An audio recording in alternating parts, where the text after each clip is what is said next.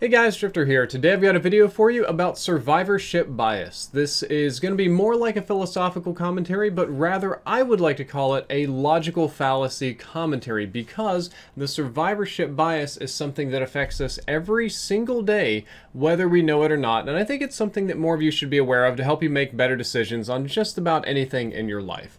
And the short version of the survivorship bias is that when we study the decisions that people made in order to survive a situation or to become successful or to do some big or extraordinary thing, we only look at the people that made it. We only look at the people who didn't die from the bear attack, and we only look at the CEOs of startups that did become huge companies. And our natural bias is to learn from successful people and ignore the losers because, well, the losers are dead and the winners won and they're doing well. So which group should you study? Should you study the people that succeeded or the people that failed?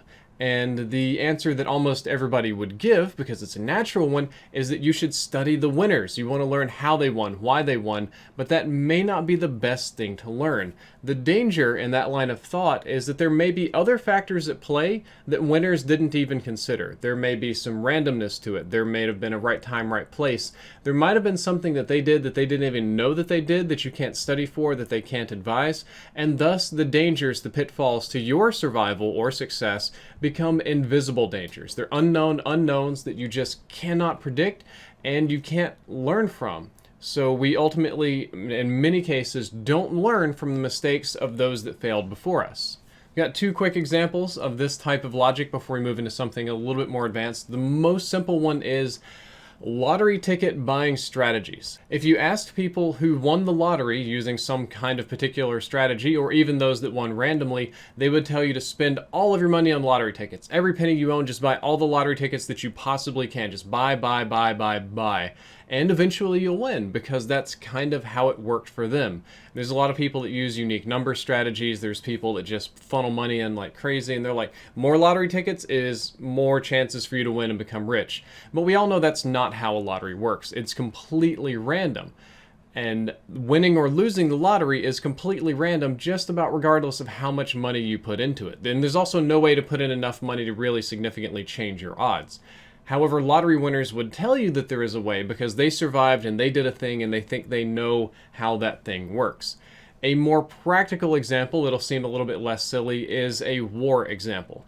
There was a statistician in World War II by the name of Abraham Wald, and he worked with I forget the name of the branch, but there was a statistician branch in Great Britain, and specifically they studied airplanes. So airplanes would go on bombing raids in Germany, and the Germans would shoot flak at them, which might as well just be air shotguns, just big random spread everywhere, and the airplanes would come back. And at the time, what they would do is they would study the airplanes that came back and learn where they were being hit. And they were like, well, most of our planes are taking hits in like the tail wing for just whatever reason.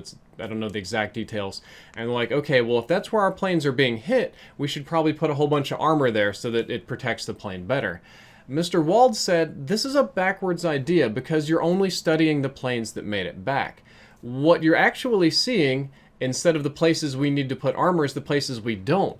Because clearly all the airplanes that take hits in the tail and still fly back and land safely are doing better than the ones that didn't come back at all. So they did this study to figure out all of the places on the planes where they were taking shots and still coming back. And they decided to put armor in every single place that planes were not taking hits on and coming back. So like around the engine and around the pilot cockpit and stuff like that, to kill the plane almost completely.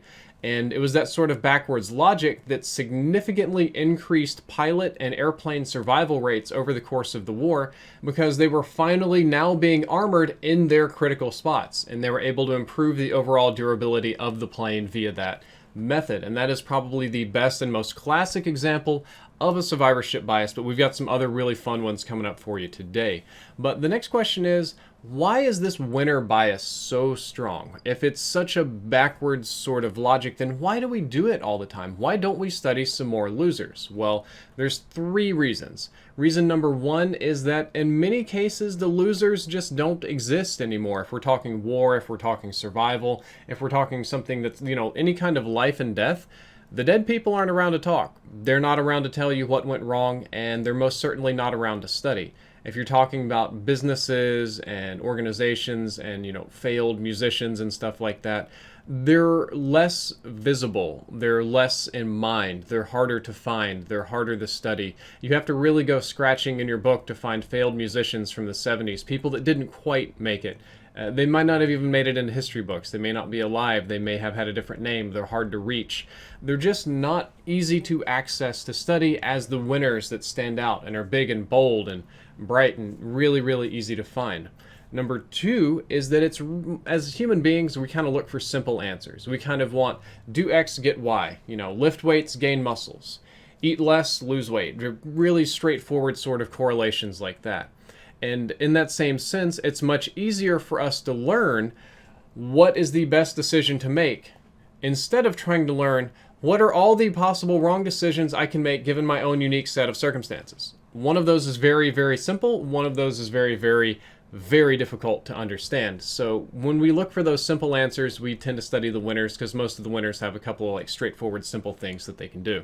Or advise, I should say. And finally is just a pure psychological bias. It's just one like, well, if I want to become a great person, I should study other great people throughout history. If I want to become the best athlete, I should study all of the other successful athletes and copy what they do. And that just feels natural and it feels right, and that's just kind of how we do things, is the short version of that. A good example, which because we're hitting the example section now to kind of really cement this in your brain, is why is Fortnite so successful? Why is this video game so popular and so good? And most people would say, well, it's a free-to-play battle royale game. And that is true in a sense that might be a reason for its success, but have you ever stopped to consider how many completely dead free-to-play battle royale games there are? How many financial failure battle royale games there are? How many $5 and $10 battle royale games that have just totally died? Or how many free-to-play games that have died? There's so many other aspects to why Fortnite is successful, including some small degree of luck, that just saying it's a free-to-play battle royale game is probably disingenuous. Or another fun one, this is one of my personal favorites, is do you have an item in your house that's over 50 years old? Do you have some mechanical product, purchasable thing that is 50 years or older and it still works very well? In many cases, this is a very old stove, sometimes a refrigerator, but usually something like an old car, a lamp, a fan, some sort of office machine, usually some sort of big piece of heavy machinery. And the thing is older than dirt, it's older than your grandpa, but it still works great. And somebody at some point in your life has looked at it and be like, they just don't make them like they used to. Look at this machine, 50 years old, built of steel, built to last, over-engineered, and now look at all this cheap Chinese plastic crap that falls apart in 6 months.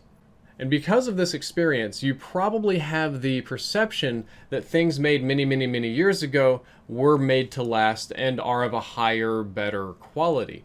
Well, that's not really true. The reality of this situation is that you only see the items that still made it. You only see the car that's still around, not the cheap junkers that died. You only see the washing machine that was truly the pinnacle of its time, or perhaps a fluke. You don't see the 80,000 other old washing machines that have been thrown away. You get that little fan that's been buzzing for like 30, 40 years and still going, and your plastic one dies? Well, that's fine, but you didn't see the other 15 metal fans that died and got replaced with plastic ones. So you only see these old things, and you don't see the failed ones because they're completely destroyed and trashed and in the junkyard. On a similar note, you've probably seen some old buildings in your city. They're old, big, beautiful buildings, great architecture, still well built, they hold up to weather, they don't crumble, they're doing well, and you think to yourself, I wish that they made more buildings like these old beautiful pieces of architecture, these lovely buildings that look great and last 400 years, and not these cheap prefab housing that's everywhere that I live in and where I work and stuff. That's also the exact same problem as the stuff in your house. You only see the buildings that are still there. You don't see the cheap ones that they built really just dirt cheap in the 1800s because they fell apart. You don't see the ugly ones because somebody decided they were an eyesore and removed them. You only see the best of the best that still exist and not the whole picture of everything. So when you go to start making decisions on quality or evaluating things, your evaluations are completely wrong. This type of mindset can affect financial markets. every single year in macroeconomic financial performance metrics. And by macroeconomic, for those of you that are unfamiliar, that just means the big economy. That just means the biggest picture. Macro means big, it's a big picture. The big economy, not like a business. It's just like the stuff you hear about on CNN and Fox, like the economy is doing bad today. In all of these financial performance reviews of just about every kind, the survivorship bias is really strongly in effect. It affects about 1% of the entire review because only surviving companies are counted. Companies that failed, companies that don't exist anymore, companies that got bought out and all that, or just rolled into other funds or whatever, if they're just like an investment fund type company, they're not being counted because they're already gone. They're off the picture. If you included the counting of companies that failed on that particular year or went bust or got bought out, you would notice that most of the performance metrics are going to be about 1% lower overall. So it can affect even very, very big decision making. And finally, I'm going to hit you up with a personal example. A lot of people ask me, well, how do I become a YouTuber? I want to do YouTube just like you. I want to make a channel. I want to be the next Ninja and PewDiePie. They ask this to a lot of YouTubers. I've made videos on it, and I'm sure you've seen videos from other people, and you can apply the same thing to any type of celebrity. And the answer that you're going to hear, and the answer that I've given many times over, is that you should chase your dreams and go for it. Just go for it. Take big risk, work really hard, shoot for the moon. You know, it worked for me. It can work for you. That may not be the best advice, and it's definitely not the only thing you should consider.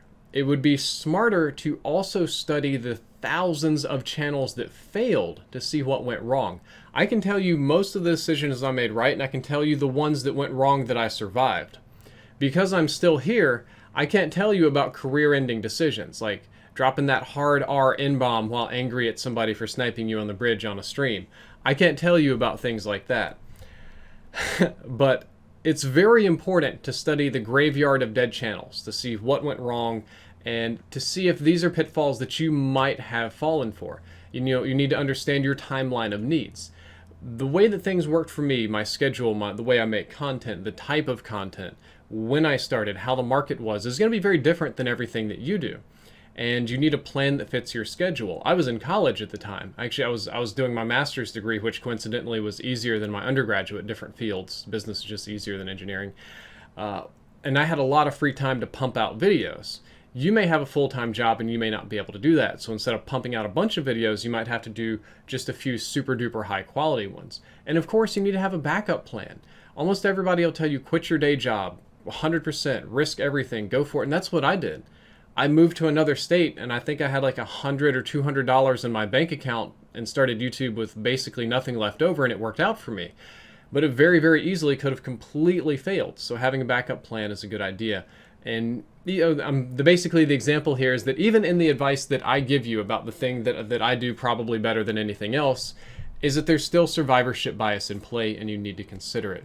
So at the end of this video, when it comes time to make a decision, just try to keep the survivorship bias in mind and try to study not only all the things that can go right, but also some of the things that can go wrong so you can avoid those pitfalls. Guys, that is all for this video. I hope that you enjoyed it. I hope you learned something useful. If you did, don't forget to like, favorite, and subscribe.